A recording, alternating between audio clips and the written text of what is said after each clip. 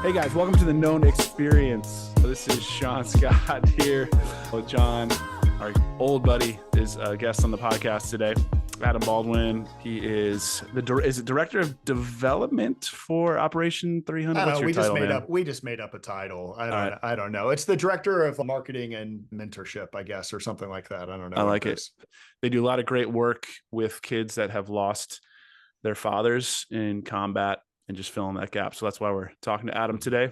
But stoked to have you, bud, Thanks. on the podcast. Good to be here, man. How do you like that shotgun into it? It's going to make editing tough, isn't it? What you did, Sean, is you left out any opportunity. You got serious there. You got meaningful, left out any opportunity for me to joke about how you look like you just got back from an ayahuasca trip, like in Peru.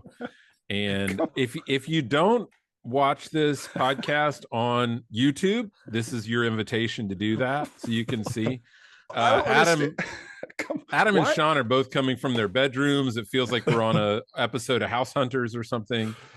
But, you know, Adam and I worked together, and we were just talking about how I remember when this happened. He lost his brother-in-law on duty, and that is what inspired the work that he's a part of now. And why don't we start with that? Why you just share the inspiration behind this, Aaron's story, sure. And then we'll get into what you are doing as a result of that.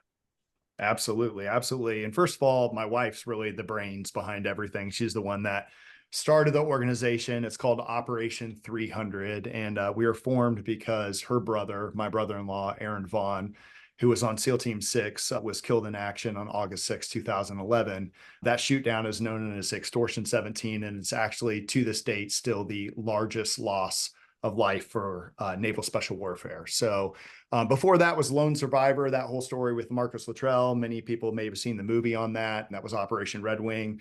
This is about a month after we killed Osama bin Laden. This team went out to help some pin down Rangers, and unfortunately were shot down. And there was 30 men on the chopper and one working dog. It's referred to as 31 heroes sometimes. So if there's people that hit the gym or CrossFitters, you've maybe done a WOD called 31 Heroes before, and that refers to the shoot down of Extortion 17.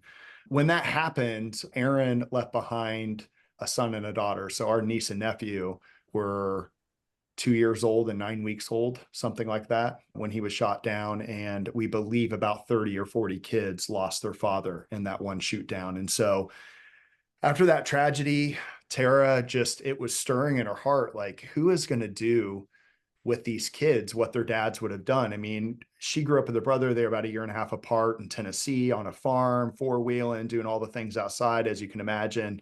Aaron ended up being a Navy SEAL. He was into hunting and being outdoors a lot like a lot of these men that serve our country. And so she came up with this concept where we would fly in kids from all over the country and their moms too. And sometimes a dad. We have had a camper where they've lost their mom. So it's a parent, it doesn't have to be a dad.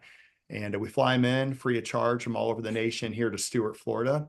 And we pair the kids with a male mentor. Typically, the mentors are roughly what their dad's age would have been. So they're not college kids. They're men that would have been their dad's age. And we keep the ratio about 1 to 2. The moms get a mom's retreat weekend down in West Palm Beach where they get to go out on a boat, have a dinner together, spend time together. They do a little healing and yoga on the beach, nice gift bag, just kind of a time to relax without the kids as they're doing a little healing on the weekend. And then the kids come to us, and we have 20 acres here in Stuart, and we do archery, shooting, sailing, surfing, fishing, camp games, you name it, we've done it. We've flown planes, horseback riding, take them to the fair. We've taken them to baseball games. It just kind of, the schedule changes every time, just things they would have done with their dad. And some of the easiest things like building a fire and roasting a s'more, right? Chopping wood with a kid is something that maybe moms aren't doing with their kids. So, it's pretty organic what we do with them. The kids can come from 8 to 18. They can come back every single year until they graduate out. And so we've had some of these kids coming now for several years. I've had kids that I've had 8 years in a row that have now moved on. We got a cool story about a month ago about 2 of our campers who are now getting married to each other, which is pretty cool. And we've just seen God move in unbelievable ways. I think when he inspires you to do something, you go for it. We've had so many talks with so many different people of, well, how did you start this? How did you do this? And I tell people all the time, we built the plane in the air. That's what we did. We collected some money in. We did a camp. We had 8 kids our first camp, and it was hard to find them. And then it started to spread amongst the Gold Star family community. And now we do 6 or 7 camps a year with 50 kids at every camp. We've seen hundreds of kids come through, and we've been doing it now for 12 years. So it's just been an unbelievable blessing, and we're expanding our programs as well. So we actually even do Gold Star father retreats. So these are dads that have lost their sons in the military, and we'll bring in the dads, and they'll do gator hunts and deep sea fishing and skeet shooting and stay at camp. And we're continuing to serve our military families that have gone before, right? These men didn't walk out on their families. They didn't leave their families behind. They walked in front for all of our families and paid the ultimate sacrifice. And so we feel the least we can do is take care of the families that are left behind. So that's what we're doing. Man, it's amazing work. We've done a previous webinar on mentoring fatherless kids who are from a very different situation, but the loss, what's missing from their life is the same, right? And I'd love to talk more about that. But first, I mean, as a podcast that talks to men about the challenges of life, could we just talk about what you went through on that day and the many days that followed as a husband, as a brother-in-law? And, I'm sure you're energized and excited through the work that you're doing now, but it must have been a brutal season, and it doesn't ever go away. But tell us about that, because it changed not just the loss, but it changed the trajectory of your life and your calling. Could you take us back through the early stages of that for you? Yeah, I'll try to do it without crying. So if I cry, I apologize. But yeah, no, I mean, at the time I was a worship pastor at a church. And, I remember at that time we were setting up and tearing down in a high school because we didn't have a physical building yet. And I remember going on Saturday morning to go set up all the sound equipment and the drums and all that kind of stuff, and getting a phone call saying, hey, there was a shoot down, and we don't really know if Aaron was on it, but I'm sure he's fine, because Aaron had been on the teams for 10 years at this point. So he was on SEAL Team 1 for a really long time. He had gone over to SEAL Team 6, which is known as DevGru, which is Special Development Group. And the first time you're on DevGru, you go out on what's known as Green Team, which is kind of like the rookie team. He had already done that. And then they actually do it's really cool. They actually kind of draft you onto a team. So not only had he been through BUDS and become a Navy SEAL, he goes through a whole nother grueling test to be on DevGru.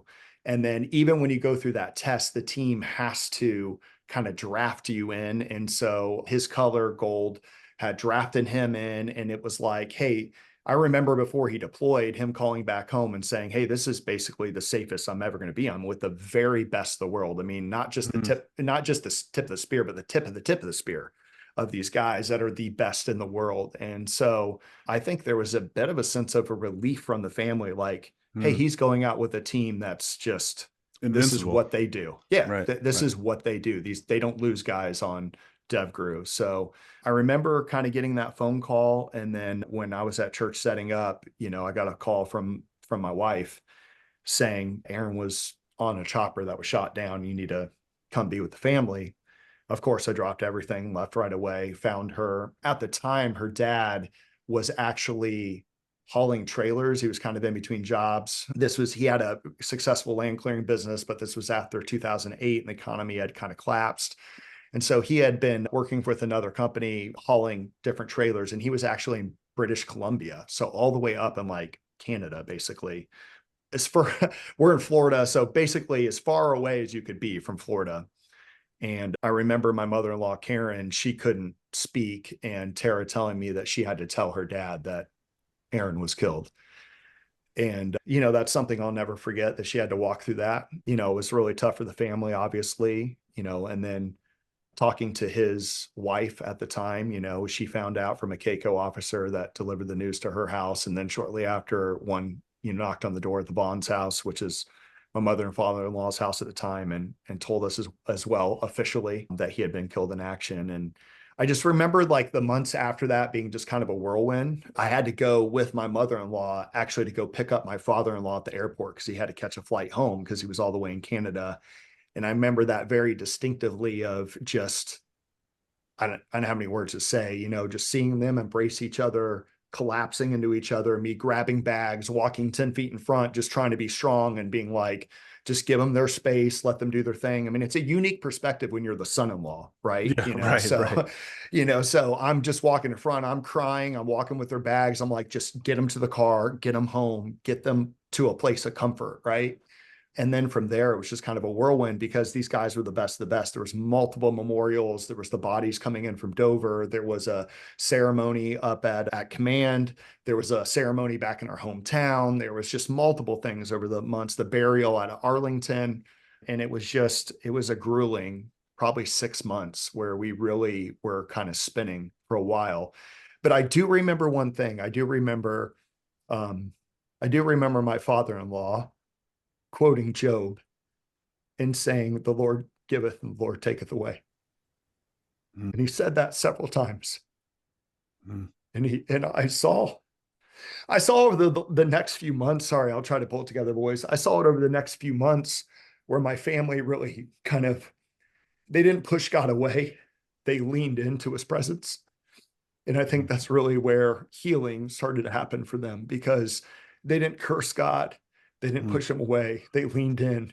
And I think because of that leaning into his presence, it allowed that mind shift. And even for my wife as well, to say, okay, out of this tragedy, what can we do for good? What can we do to help others? How can we serve others? And I think that's really why there's been a lot of favor on what we're doing. Mm-hmm.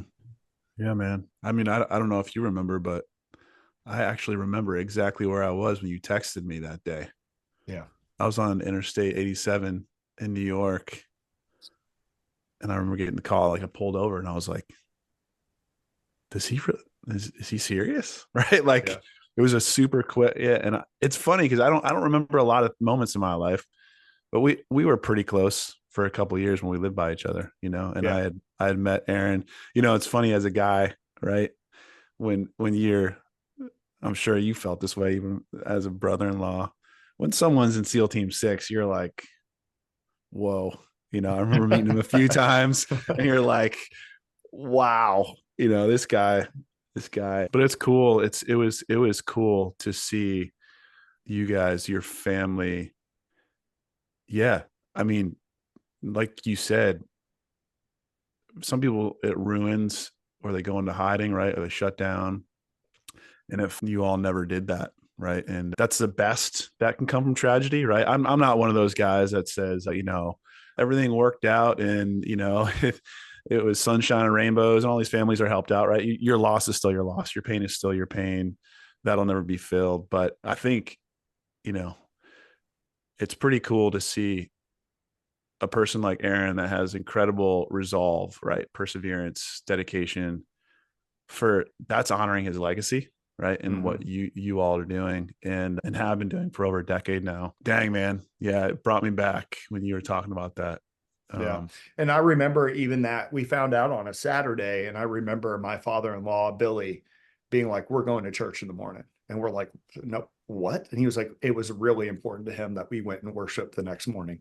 It was like really important to him. So we all walked in complete, shambles, crying, and sat in the front row. I remember Michael O'Neill was leading worship that morning and singing How Great Thou Art, which is kind of a throwback because we're a contemporary church at the time. And man, how powerful that was, to go worship. Yeah. In our last podcast, we talked to somebody who went through a very different loss, but a tragic loss that completely rearranged their perspective, their values, what's important day to day. You changed jobs eventually. How has that day changed you personally in how you look at life, your kids, your wife, relationships, all of that? I mean, I think it makes, it would with anybody, life is precious, life is vulnerable, life can be lost in an instant.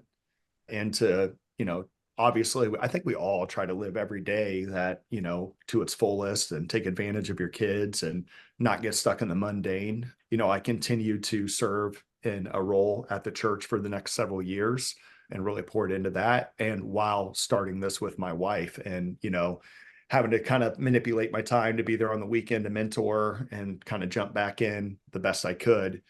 And, ultimately, here we are 12 years later, and this is what I get to do full time. I don't, I feel so fortunate that it's come to a place where so many people support it financially. People believe in what we're doing that, there's just, there's only 4 of us on staff, but, for the fact that we can do this basically for a living and that people believe in what we're doing is amazing. And it's very humbling. I've got 2 girls, one's 17, one's 15, soon to be 18 and 16, one going to college, and certainly don't take anything for granted with them. And it's led to maybe some different life conversations when you understand, I think actually it makes things not seem like such a big deal. It puts things in perspective. Maybe, things that you might drive as like, this is a really big problem. It's not that big of a problem. We can work through it type of thing, but I think that's human nature and, hopefully getting better every day and don't forget who he is and what he did. And, I tell people a lot of times, I mean, Aaron has impacted and touched more people in his death than he ever could in his life, just through his legacy, which is pretty incredible. And to me, that's only something God can do. So I'm sure you've learned a lot, just whether or not you're trained in it, but part of what you do is kind of entering into people's moments of brokenness, right? And the healing process. So, what do you do when you meet someone? What does that look like? Because you said when it happened to and obviously it's not, it's not in the moment, but when you're with your in-laws, you're in front of them carrying their bags, like get them home, right? Like there's no discussion. You don't know what to say, right? There's nothing really good to say in the moment. How do those discussions go? Do you guys have counselors there? Or is it strictly just kind of, hey, create a space for them to relax? Like what's your focus? I think what you said in the latter there is more on point of what we do. We're not licensed psychologists. All of our mentors are volunteers that come in and do it. They're all men that have other jobs. Yes, we have, ex-military, police, firefighters and stuff that jump in, but we also have mortgage brokers and bankers and, all walks of life, that are out there serving these kids. And one of the things that we do tell all of our mentors is, hey, listen, we're not licensed psychologists, right? You are here to do things they would have done with their dad, love on these kids, spend time with these kids, give these kids your attention for the weekend because many of them do not have a man in their life that is giving them the attention. They're at home with a mom. Some of the moms are remarried. Maybe it's been a long time. We get some campers that they were 3 when their dad was killed in action and now they're 13. Well, that's a different scenario than a kid that's 11 and their dad was killed when they were 9, or 10. That wounds are fresher, kids are different. Some kids have adjusted. I think there's an unspoken thing that happens when all the kids come to camp that they all know they're in the same situation and they don't need to say it. So they're no longer the one kid in their classroom that their dad died. Every kid that's there, their dad died. And it doesn't even need to be said. And I'll tell you this, when we first started too, almost all of our kids were killed in action, killed in training, something along those lines. And now about 45% of our kids are PTSD, suicide, military related. And that number is astronomically growing. It's eye-opening. It's tragic. And so we also take, those children as well that have lost their dads due to that situation. And so we haven't separated those kids from camp. There's been some discussion in that. Should we service one over the other? But at the end of the day, we're like, no, these kids just need to be around each other, know that people love them and just kind of serve them that way. But we do tell the guys, we're like, hey, if the kids want to talk to you about what happened, listen, and just be a sounding board for them and just give them positive and loving feedback. But if it gets too heavy and it's not something you can handle, feel free to bring them to me or to bring them to another lead mentor because, it might be a guy that's volunteering and this is his first camp and he gets into a very heavy conversation and he's feeling a little uncomfortable. And so we do have kind of set up a support system where, hey, let me come over here and talk with Adam. And, we don't have all the answers. We don't pretend like we have all the answers with these kids or these families. We're just let them know that, like, hey, we're here to love on you. We're here to do things with you and you have a great time. And we know this can never replace your dad, but maybe for this weekend, you can just be a kid and you can just enjoy yourself. And you don't have to be the weirdo kid that your dad's dead, because everybody here, their dad's dead. They're in the same situation and they all know that. And so they just kind of let go and they just have a good time. Mm-hmm. That statistic about PTSD loss that's outrageous. That should be just a lightning bolt to us. Like what are you learning about that as you're obviously closer to the situation? What are you learning about it, and what are you learning is being done for that? So right now, we've had a fortunate ability to have a lot of Navy SEALs and different guys kind of connect into our program. We do some events with SEALs. And one of the things that we are working on in 2023, and it's pushing into 2024, which we're really proud of, is I've been working with legislation of the state of Florida to offer some alternate treatments for PTSD. I talked with one of my buddies, Jared, who's a team guy, and they ask these guys a couple questions. They're like, have you seen combat? Yes. Have you had any of your friends die in combat? Yes. Have you killed anybody? Yes. They're like, here's 5 different pills you can take. See you later. And I think finding an alternative to just chemical prescriptions is necessary.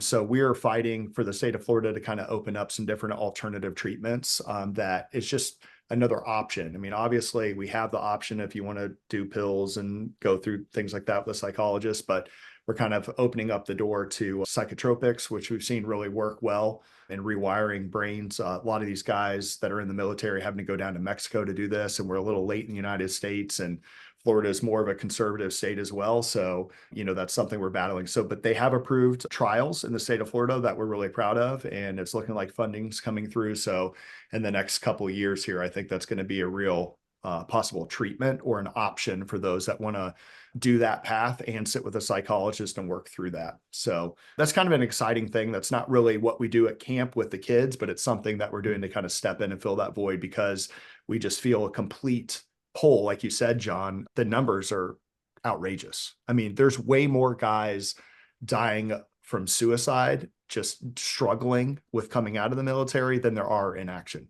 killed in action, period. It's like, it's not even close. It's not even close. So it's definitely a need, needs to be filled. If your mission is to help the kids of these guys, working upstream from the problem could easily be a part of what you're doing as well, so that they don't end up at your camp, right? That's right. That's amazing. Yeah. I tell people all the time, I'm like, we're in the business of going out of business. Like, that's literally our goal, is to go out of business. Right. I don't want to have any family show up at camp. And I would be thrilled to say, hey, our whole mission of Operation 300 has shifted to this, nothing to do with loss. It's all to veterans helping transition, whatever it may be, but it's not for Gold Star families, because, hey, guess what? There's not that many Gold Star families anymore to even service this. But the percentage of Gold Star families is so small in this country. It's kind of mind blowing. The amount of money that we send and we spend through taxes and I'm not going to get on a big political thing, but it's like a very small percentage of this nation even serve in the military. And then imagine how small that percentage is of those that have been killed in action or killed in training. Right. Like, to me, like, these kids and these families should want for nothing. Like, in my opinion, that's where I would prefer my tax dollars to go to, so. As you're talking, Adam, and because I know you, the perception of especially special forces guys is, like this almost robotic, non-emotional, ferocious, no room for emotion, right? Like, get the job done, which is probably necessary, right? Like, to be able to flip that switch when it's appropriate. But that's got to be difficult, right? Even for you, because you're in that position where all the psychology and emotion is really important, right? So turning that the family doesn't care about that switch anymore. The switch is maybe why he's gone. Have you found it challenging? You're an emotional guy, right? Like, you're a sweet dude. And I don't say that in a I'm the same way, right? Like you're a feeler. Mm-hmm. You've Mm-hmm. always been. So has that been challenging for you and to deal with the military mentality, or do you see a shift in that and they understand the need for it outside of the work? I think when they're, when they're in, I mean, if you're talking special, if you're talking special forces guys, I think that they talked a lot with me about how their mind or their brain is redlining at all times. Mm, So they have to, they create a sense of such high urgency that is on at all times. They're kind of like this at all times, right. when they're deployed. And I think that's what's so hard for so many guys when they come back home. They're out doing this incredibly important work in their minds that only the best in the world can do to I'm back home picking out Cinnamon Toast Crunch with my kids in Publix or the Right. grocery, and so they're like, what is going on? Like they don't know. And you talk a lot about how, PTSD can even manifest itself where, someone at a grocery store bumps their cart and it makes a crash and they're reaching for a gun because they're trained in their mind. That's what's the appropriate response to that. Right. And so having them come out of that red line experience into a normal brain wavelength is extremely hard for a lot of guys. And that's not even special forces. I think that's for Right. many people that saw action in the military, that it's very hard to turn that off when they come home. And I think too, all of us, we've had different jobs in our life, right? I think all of us have probably had, a position of influence in our lives. And when you step out of a position where you feel like I'm really making a difference, I'm really important, all of us go through some sort of a kind of identity crisis. Like, who am I? Am I making a difference anymore? I was doing this really important work. I used to be in ministry. John, I know you were in ministry. When you step out of ministry and you're like, man, I'm impacting people's life for eternal destiny. And I'm working a job here. Like, I went through that even, so I can't imagine as a military personnel coming out of being the best of the world and then just coming home and trying to transition out. And I think that's where a lot of disconnect happens for people when they come home. So that's another program we're thinking through. How do we work through that outside if we can handle it, Right. financially and physically? So Yeah. I don't know if that answered your question or not, but that's kind of where my mind went. Yeah. Yeah. No, I mean, it's, in culture at large, for better or worse. And, I agree with some things that our culture is focusing on now. And sometimes I'm just like, wow, we're so deep in the feels that Right. we're so inward, right? That's not what I'm talking about. But, for the military, it's just different. And for that particular section of the military, it seems challenging. But I think, again, to go back to what I was saying, I think a guy like you in that the position you're at with the kids, right? That's kind of the soft spot of any man, any family, that it creates an opportunity, right? To be able to shape this stuff in wisdom, meet people, understand the circumstance, right? I'll never understand what it's like to be in a family with a member of SEAL Team 6, right? Mm-hmm. That's it. No one can empathize with that. You can never say you get it. It's just unique. So, I think you being in that position with a greater purpose, right? It's not just focused on creating activities for kids. Right. Right. Well, Right. and like what you're saying there, not to interrupt you, but I mean, that is definitely a lesson learned. I mean, when we walk through that, John, you talked about, take us back to the day when you walk through that whole deal over those first fresh 6 months, right? We don't ever respond to a family like, we understand what you're going through. Hmm. I mean, because people will respond to our family that way, like, hey, yeah, I lost my grandfather a month ago. Right. I understand. It's like, well, your grandfather was 90 years old. He wasn't 30 years old, killed in action. You don't really understand. Your grandpa lived a full life. And I say that very kind of like harshly. Maybe I don't want it to come off harshly. Of course, a loss is a loss and a loss is hard, but each loss is unique. And so I think that's one of the things, just language with families that we've understood, that we've learned to communicate with these families is, when someone says, well, if a kid says to me, well, my dad, was killed by IED and, 4 years ago, it's like, buddy, I'm so sorry. I'm so sorry that you're walking through this. I don't need to say I understand or I Right. get it, because I don't get it. No one's going to get it, Hmm. And I think just a heartfelt, if there's anything I can do to ease what you're doing, I'm here, or I'll be praying for you, or we're here for you. We love you. Things like that resonate a lot more than I get it, because you don't. Like, that's almost like a trigger, I think, for families that have gone through hard things. It's like, no, you don't get it. So, and I think too, like many Americans, when this whole thing happened, and this is a little side note, I'm getting off track here. Apologize, guys. But, I think so many people do not know the difference between Veterans Day and Memorial Day. It's like, it blows my mind. It's like, like people are like, oh, let's celebrate, all, like, don't get me wrong. Obviously, we're a huge military family, like we completely support the military, but, like giving, free hamburgers and doing all this stuff for veterans on Memorial Day seems a little insensitive when you're doing nothing for the families that literally paid the ultimate sacrifice. You know what I mean? Like, people they're like, oh, it's Memorial Day, hamburgers and hot dogs to celebrate our freedom. It's like, no, today's a day of reflecting and understanding those that have paid the ultimate sacrifice for your freedom.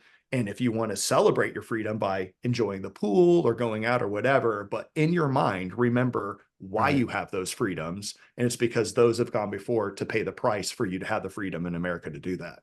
And I think so many people just kind of look at them as like the same kind of fun 4th of July holiday. And it's just not the case. No, you're right. That's going to be, as a PSA to all listeners, that's going to be a social media clip there, Sean, if you'll be sure and do that for us. And yeah, pastors, stop asking your veterans to stand up on Memorial Day. Okay. Maybe ask your Gold Star families to stand up on Memorial Day. I don't know. Just a thought. Yeah. Oof. Adam, obviously with appropriate confidentiality, would you share with us a story of a kid in your program, something you've had the chance to see that's really been encouraging in the work that you do? Yeah, I'd be happy to. I think about, I always have girls because I have 2 girls. So I'm very comfortable getting girl campers, and not every guy's really comfortable, maybe, kind of mentoring girls, but I have 2 of my own, and I've never had a boy of my own. So I'm very comfortable with it. And we've had a couple girls that we actually have a mentor. His name's Kevin Staten, and he's been mentoring for a very long time. He's actually works for Bank of America. He's not prior military or anything like that. And he had Emma and her older sister, her name, I can't remember her name right now, but they've been coming to camp for a long time. And I think 2 or 3 years, he actually stepped in and took both of those girls to their daddy-daughter dance at school. And they live in North Florida. So he drove up to do that. And, I think about Jamie Nail, who's had a kid that kind of came in who was lost. Use the word soft, maybe is the right word, kind of trying to search for who he is and where he wants to be and how he's going to kind of find his place as a man in the world, and him staying in constant contact with him and championing him, and then flying out to watch him graduate from Eagle Scouts and seeing him now in college and, stepping up and being the man he's called to be.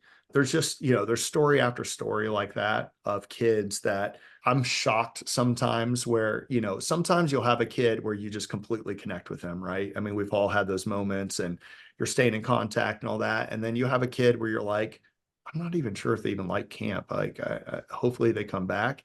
And then it's like, I'll get a text from their mom on Sunday night that's like, Alyssa had the best time of her life. She said, this was the best camp ever. You're the most amazing mentor. I mean, obviously that's the emotional paycheck, right? But, you're like, oh my gosh, like, I didn't even know if this kid even liked camp. And they came back and like, they're talking to their mom about all the amazing stuff that they did. So I think those little stories, those little nuggets of life change are, what keeps everybody going, every single mentor that's doing it. I mean, because there's plenty of other stories of challenges and heartbreak, and where you see the families are still just struggling and they're lost, right? We've seen kids come for a long time, and certainly after 2020, there's been a lot of identity issues and things that we're navigating that way as well. And, honestly, families, it's a mess, but that's why we do it, right? Because they're a mess. So that's why we bring them in. That's why we do it. And hopefully in our weekends that they're coming in once a year, we're connecting with them and making a difference. And And I think we are. We follow up with them with notes, we follow up on their birthdays, we do different things like that, and they come back once a year. We try to pair them with the same mentor that they had the year before and continue to make that connection if the same guy's serving that weekend, and keep it going. So. And who do you get most of your support from? Is it do you get a lot of it is it government? Is it private? Is it ex-military? Who's your main support base? So it's private. It's definitely private. We are not to the place yet where we have this like amazing grant writer on staff that's like hauling in millions of dollars from the government and all this stuff. That's not the case at all. Very grassroots. We do events. We grind, to be honest with you, to raise money. We do a couple really big events a year that we host and do, 3 of them. We have one coming up next weekend, not this weekend, but next weekend, called Stars and Cars. And typically how those events run is, it's a dinner, it's an auction, it's maybe a guest speaker or something like that. We've got Matt Eversman coming in for Stars and Cars, who was the lead guy on Black Hawk Down. So he's going to share his whole story. He was who Josh Hartnett played in the movie, if listeners are familiar with that. So Matt Eversman's going to come in and speak. And we've had Eddie Gallagher, who is a good friend of Aaron's, who's got an incredible story of how he was imprisoned and by our own military, and then completely was let go because testimony came out. He's got an incredible story. I encourage people to look that up. We've had different people come in and do things. And then we have like the Frogman Swim and Run in the summer, and we had about 1,000 people come out and participate in that. So it's a great community involvement, but it's private donations. It's people buying tickets. It's people buying auction items. It's people supporting. We have the 300 Club, where people are pledging to give $300 a month for 3 years, or $3,600 a year for 3 years. And, they get discounts on tickets and special swag because we have merchandise and things like that. But I mean, that's a heavy support. You get those people in doing it, and that's how we do it. And Palm Beach Sheriff's Office has been incredible to us. They've been able to kind of, if you talk about grants, they kind of have some grants that they've pledged to us that we, basically fill out the paperwork and get, which has been really nice. But yeah, I mean, it's been a bit of a grind. I will say that when President Trump was in office, he did have my wife up, and he wanted to meet with our family about how he could do better for Gold Star families, and how he could, from basically the government point of view, how we can be serving those families a little bit better, which I thought was fantastic. However you feel about him, he did do that.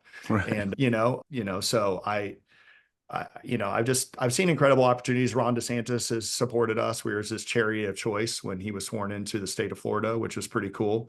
Didn't really expect that, but, gave his leftover campaign money to Operation 300, which was really neat. And, God's opened some incredible doors through the years, from, being on the news to the Steve Harvey show or whatever. And, it's just kind of word of mouth and grind and make it happen, so, the Lord provides. I don't know what to say.